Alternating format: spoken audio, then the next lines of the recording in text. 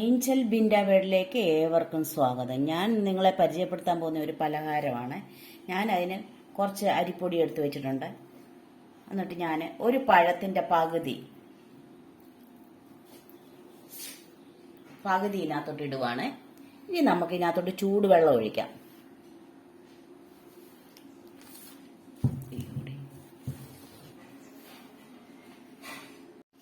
അപ്പം ഞാൻ വെള്ളം ചൂടാക്കാനായിട്ട് അടുപ്പ് വെച്ച് നല്ലപോലെ ചൂടാകണം. തിളയ്ക്കണ്ട, ആ തിളയ്ക്കുന്ന ആ സമയമാകുമ്പോൾ ഇനി എടുത്തോണ്ട് വരണം. അപ്പം നമുക്കിത് വെള്ളം ഒഴിച്ച് കുറേശ്ശെ ഇച്ചിരി ഉപ്പും ഒരു ഏലക്കായും കൂടെ പൊടിച്ചിടണേ. എന്നിട്ട് നമുക്കിത് ഉരുട്ടിയെടുക്കാവേ. കുഴച്ച് ഉരുട്ടിയെടുക്കാം.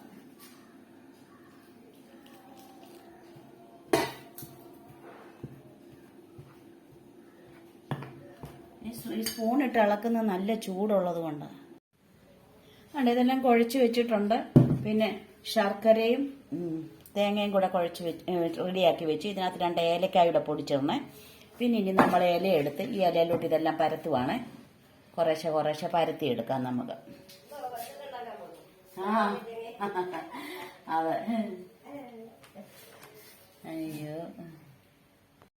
അപ്പം തന്നെ നമ്മളെല്ലാം ഇതെല്ലാം വാഴയിലേക്കകത്ത് പരത്തി വെച്ചേക്കും. ഇനി നമ്മൾ അപ്പച്ചെമ്പ് എടുത്തിട്ട് അതിൻ്റെ തട്ട് വെച്ചിട്ട് 2 സ്പൂൺ ഇങ്ങനെ കൊടുക്കണം.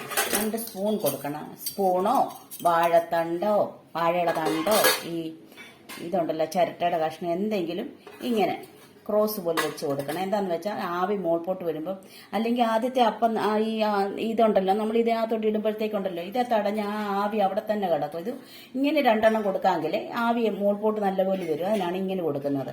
പണ്ടൊക്കെ നമ്മൾ വാഴത്തട വെക്കുമായിരുന്നു. ഇത് ഞാനിപ്പോൾ 2 സ്പൂണാണ് വെച്ചത്. സ്പൂൺ ഇങ്ങനെ വെച്ചിട്ട് ഓരോന്നും നമുക്കിത് അടുക്കി കൊടുക്കാം.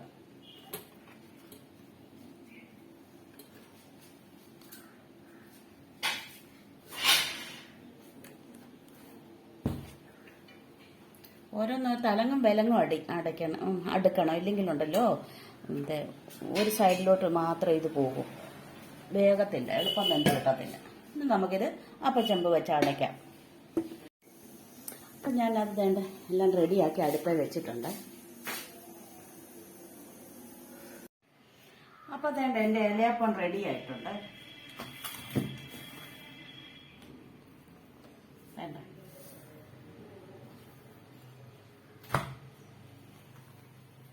കണ്ടോ? അപ്പം എൻ്റെ ഈ വീഡിയോ കണ്ട എല്ലാവർക്കും നന്ദി, നമസ്കാരം.